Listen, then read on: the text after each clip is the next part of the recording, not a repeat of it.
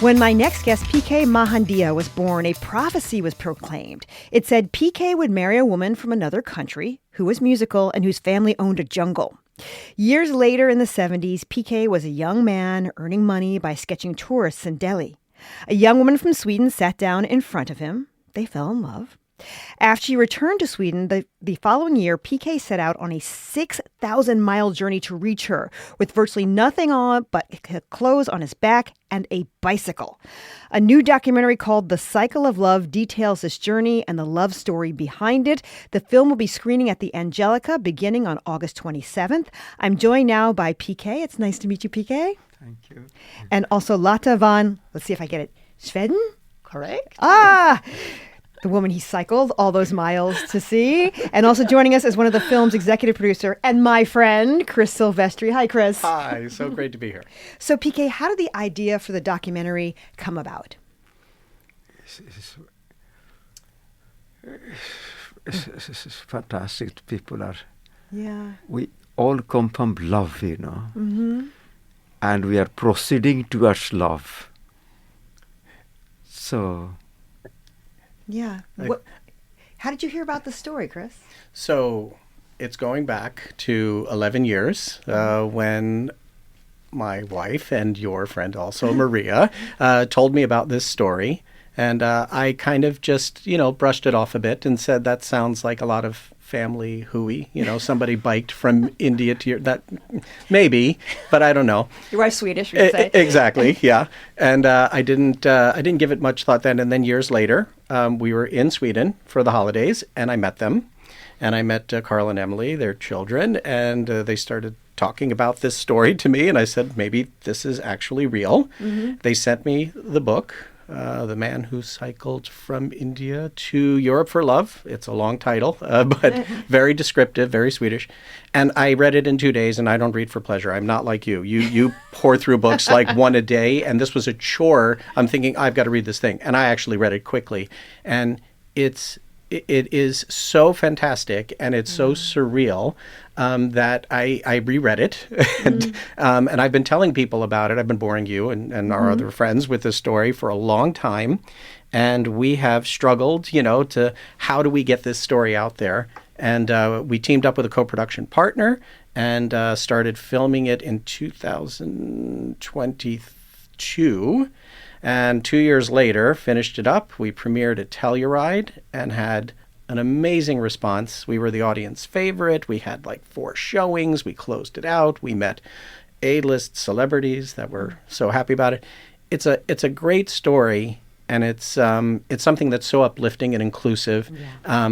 Documentaries are a bit like eating your vegetables. You watch these and you're like, okay, well, we're being taught something now. But this is really about PK's upbringing and how he began in the lowest caste in the Indian society, and what brought him to Delhi and what made him this artist, and how he learned from his mother how to draw and sketch, and bringing him to the National Art School. And the prophecy that you mentioned, again, I dismissed it and said, yeah, I'm sure that's right. He has the parchment. I mean, we still have You still have it? The universe was sketched. Amazing. And it's all real.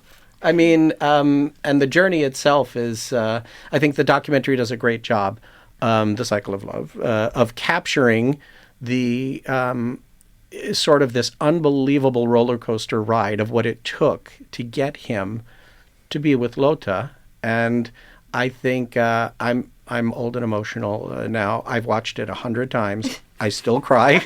PK or Lotta might tell me a story that I've heard before or a new one about this, and I still cry because it's so uplifting and it's so positive. It reminds you that there's still some goodness out there. And some of my old tales of woe from being an attorney here in New York City, and just feeling polluted and corrupt and dirty all the time. And even when I'm doing a nice thing and I'm doing a story that I was super proud of, the people I was doing it for were gross and I hate it. And this is from top to bottom. Lovely people, lovely story, and just coincidentally part of my extended family. Yeah. So I'm so happy. It's surreal for me to be sitting here with you and with them and talking about this. And we have this big premiere tonight at the DGA Theater. And we have so many people coming. I have so many worlds colliding to meet PK and Lotta. I'm so proud to introduce them to, and you, starting with you, because you are such a big part of my life and our friend group here. And now being in Sweden and coming back here and having this chance and to tell this story with them. Again, as an executive producer, I'm kind of on the periphery of this because the story and the stars are so fantastic. And I'm just so happy to be a part of it. Lotta, when you were visiting Delhi all those years ago, what were you doing there? I was just traveling. I had a plan to go to India since I was quite young. And just had a feeling of meeting my elephant boy. And that was actually true because PK's grandfather, he was looking after the Maharaja's elephants. Oh. So going there, it was, fulfilled my dreams. Yeah. PK, when Lotta sat down in front of you and you started to draw her, what did you think? Yes, when I started drawing, I saw in her pupil eyes clearly my own face, my white teeth and mustache I saw. And while drawing then, my hand started shaking, wetless feeling. I said, oh my God, it's a different customer now. Why I feel so shaky and I'm afraid that I cannot do the justice to her beauty. I felt like, Then I did it anyway. And when I gave to her, it was written 10 minutes, 10 rupees. It was, And but she gave me 20. And I said, oh, she can't count the money. I returned the 10. No, I've written 10, not 20. She said, no, you need it. She put it in my pocket. And you need it. Keep it. Oh, she did it. On purpose. Extra. Oh, thank you, I said. And she come back again next evening. I saw her again, the blonde hair, and then I started thinking about the horoscope my dad did, according to tradition, on the palm leaf. Horoscope, I'm a Capricorn, and my dad is not going to have arranged marriage like in India. I will meet a Taurus from far away land.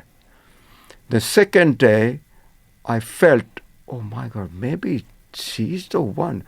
I said, I think you are born in May.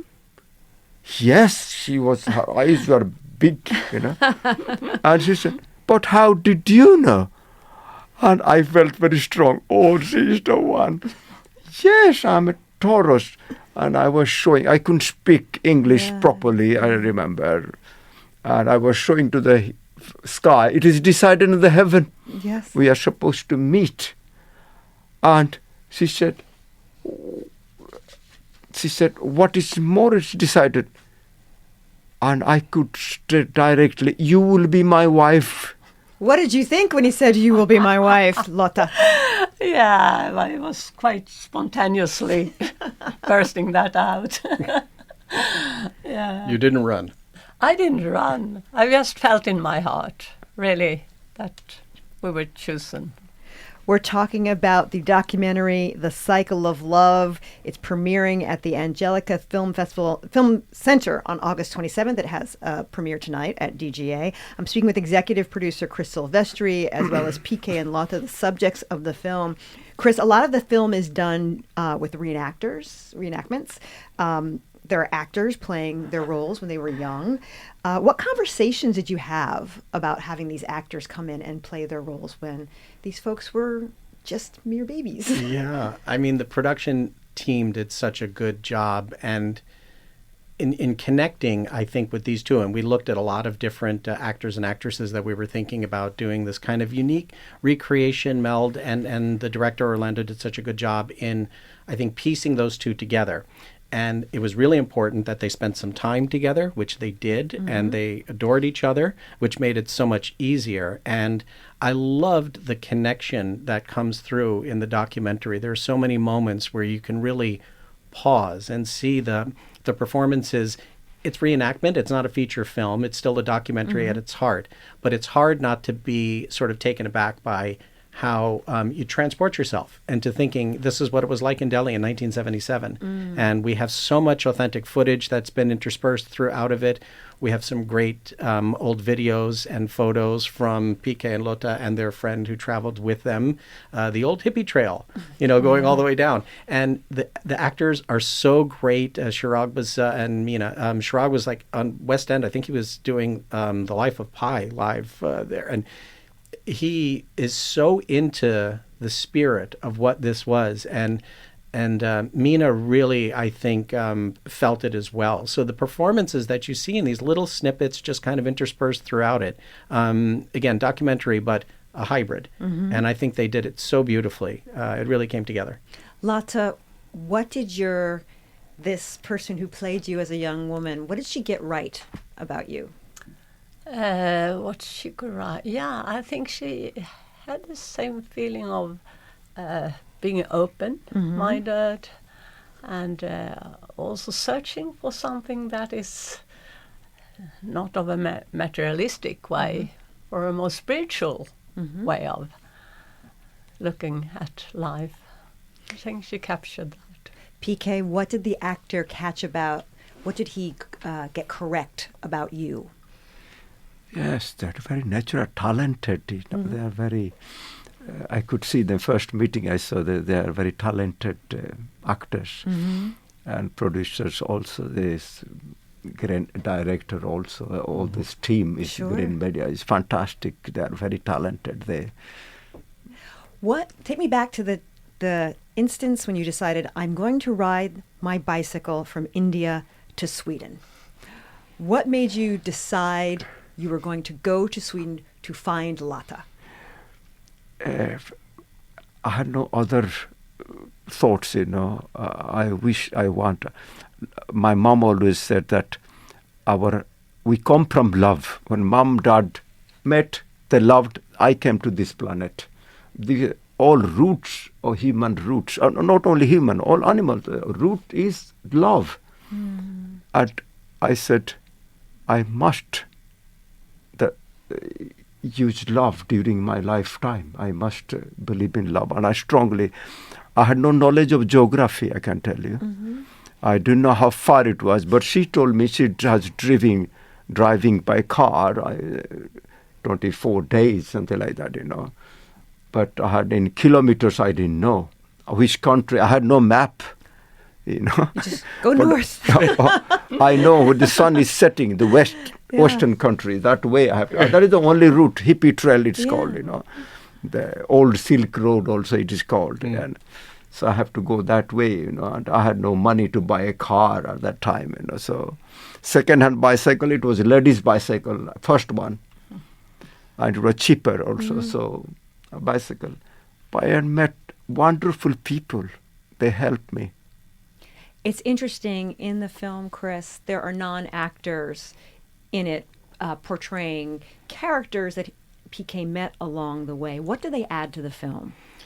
I mean, the field team did such a great job, Orlando and his team.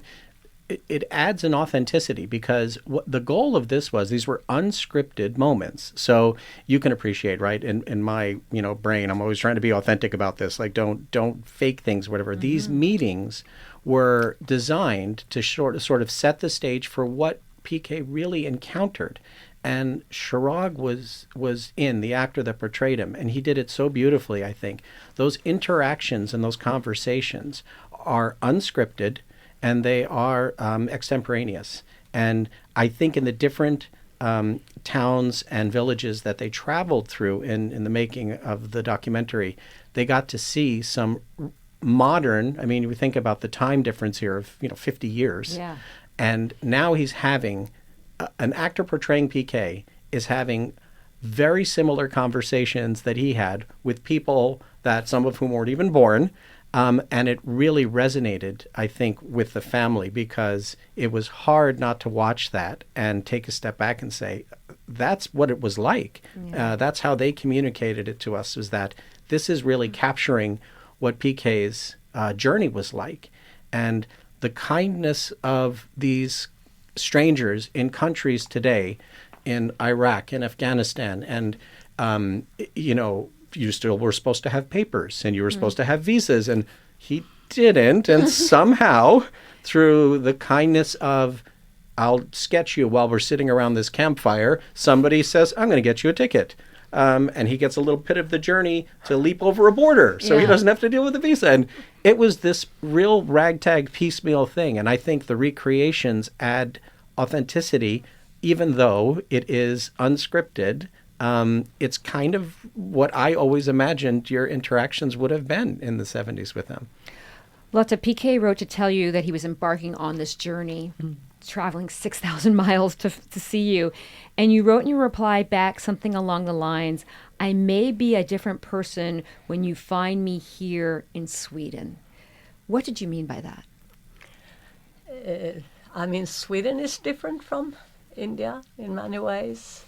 And changes is always there, isn't it? Yes. So maybe could have been a bit disappointment if he find me in another environment to see how I lived there. But I could just actually feel that we were so meant for each other. Mm-hmm. So that was quite secondary. PK, you grew up in a small village east of Delhi. You're Dalit. For people who don't understand, would you explain India's caste system and what Dalit means?